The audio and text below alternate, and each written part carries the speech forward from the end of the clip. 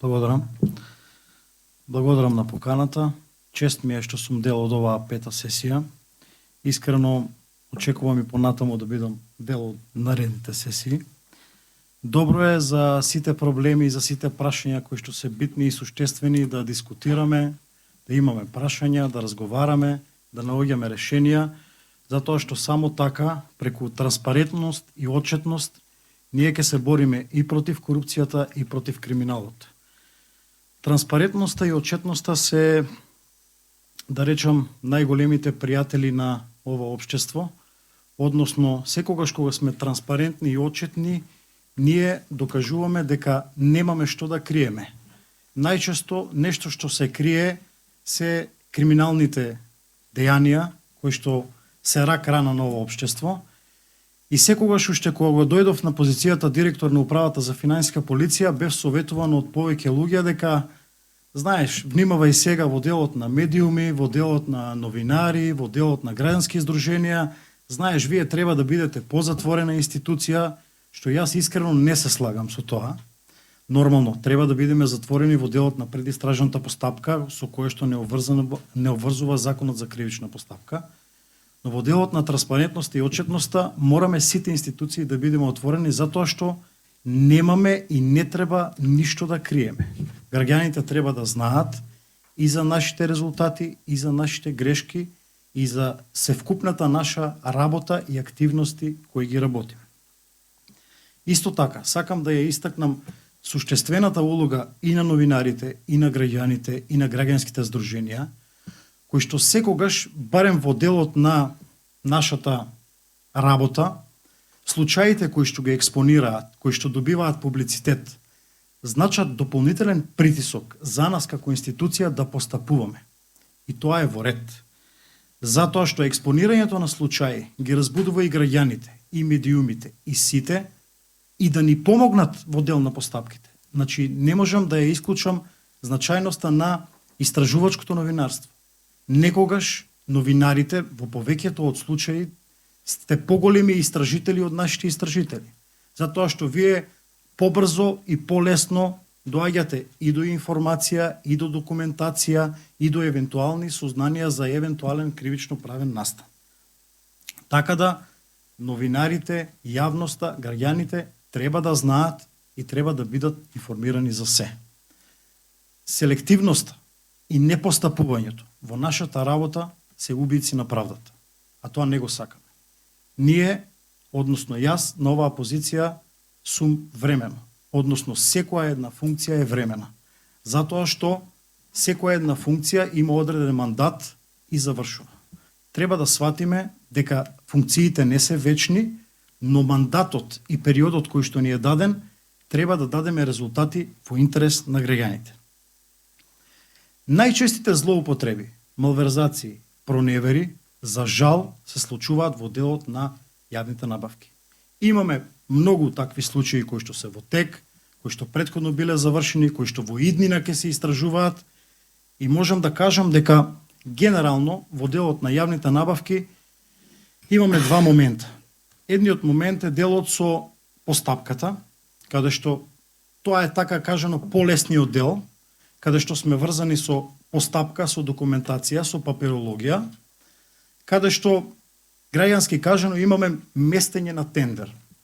Тоа најчесто се случува во делот на, ние го викаме истражителски, нацртана спецификација, каде што има утврдено дека ограничувачки критериуми и дека одреден продукт кој што треба да се набави или одредена услуга која што треба да се изврши е точно нацртана во спецификацијата и во тендерската документација која што се бара. Односно, ако ние бараме одреден продукт, тоа се предвидува во тендерската документација, во спецификацијата, и тој одреден продукт го има само еден економски оператор.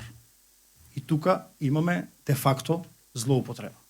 И тоа е полесниот дел кој што можеме за побрзо и полесно да го докажеме. Вториот момент во делот на злоупотребите на јавните набавки е делот со реализација на договор. Тука најчесто бара повеќе време, повеќе енергија, повеќе ресурси. Овде се бара стручност, некогаш кога се работи за преобемни постапки, бараме повеќе експертизи во делот на реализацијата на јавната набавка, ни требаат дополнителни оперативни сознанија за на крај да стигнеме и до хартијата. Но сепак јавните набавки и злоупотребите се предизвик за Управата за финансиска полиција и жалосно е што ние како институција на некој начин мораме да бидеме чуварот на државната каса.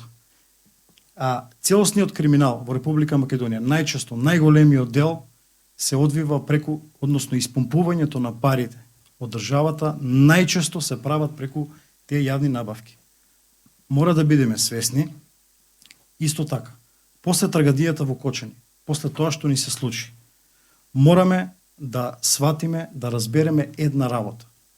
Секој едно службено лице, дали е овластено службено лице, дали е полицаец, дали е истражител, дали е работник на шалтер, мора да свати, мора да креираме перцепција секое службено лице да има страф од законот. Не страф од локални моćници кои што се ставаат над законот. Тука сметам дека е главниот проблем. Дали е инспектор, дали е вработен во друга институција, дали е одговорен за јавни набавки, мора да има страф од неговиот подпис, од неговиот документ, дека законот ќе профункционира, ќе се спроведува и ќе одговара. Најчесто, посебно и во помалите средини, доаѓаме до ситуација каде што службеното лице има страф од локален моќник кој што смета дека е над законот. Јас сметам дека тука е главниот проблем. И ние како институции треба да се грижиме никој еден да не биде амнестиран во ниту една постапка. Само со таквата неселективност ќе извршиме превенција за воиднина да ја намалиме стапката на криминалитет. Дека ќе исчезне, тоа гледаме дека е невозможно дури и во поразвиените земји, но сепак да се доведе нешто во разумни граници, односно да се створи менталитет каде што секое едно службено лице ќе биде свесно дека што и да направи во овој момент, утре ќе одговара. Ниту еден криминал не останал скриен под тепих. Прашање на време е само кога ќе излезе. Дали од граѓанин, дали од новинар, впрочем, и според законот за кривична постапка, секое едно лице, секоја една институција која што ќе допре до сознание или до евентуални докази за евентуално сторено кривично дело, има обврска да го пријави или да го достави до надлежните органи. Од друга страна, ние како институции, морам да признам за жал, Управата за финансиска полиција до сега, дотека дојдов јас, нема воспоставено систем на внатрешна контрола.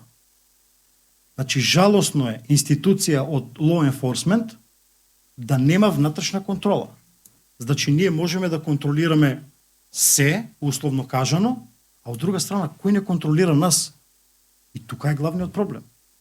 Нормално, и инспектори, и секој еден треба да биде подложен на ревизија и на внатрешна контрола. Дали законски постапува по секој еден предмет. И сметам дека граѓаните затоа немаат доверба во нашите институции. Затоа што и соработката со нив се сведува на тоа, види, јас не сакам да навлегувам во тоа, поарно ми е да бидам и јас дел од таа корупција, отколку сметам дека нема да има правда. Затоа што знаете, вие и како институции се може да има проток на информации, па тој што треба да одговара да стигне информацијата до него.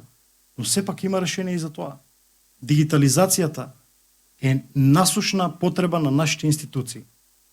Кога ние собираме известување и информации од граѓани и од други институции, кога еден лист хартија доаѓа, пример, до одредена институција, кога таму го гледаат 1, 2, 3, 5 луѓе, значи, најчесто таа информација е злоупотребена и имаме проток на информации. Но, отпочнавме дигитализација, склучивме договор, односно меморандум со Бирото за јавни набавки, со Централниот депозитар за хартија од вредност, со МВР, нашите инспектори, односно овластени лица, да имаат директен пристап до базите на податоци на другите институции. Нормално, тоа да биде контролирано со одредени логови, за да нема изоставиме секоја можна злоупотреба. Значи, мораме да ја менуваме перцепцијата, да градиме систем кој што ќе значи дека небитно е дали на оваа позиција ќе биде Слободан или Александар или Драган. Да мора да постапува, да биде дигитализирано и да не зависи од волјата на првиот човек, него да биде ставен во систем кој што ќе функционира за подолго траено, подолг рок.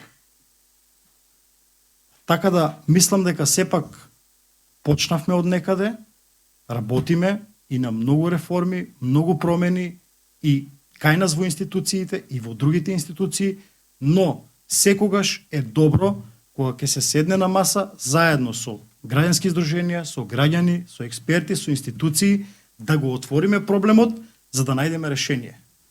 На крајот на денот, залудни се сите овие тркалезни маси, ако ние немаме резултат од сето тоа. Ние на граѓаните им должиме резултат. Затоа што нашите функции сепак се менливи и менливи. Благодарам.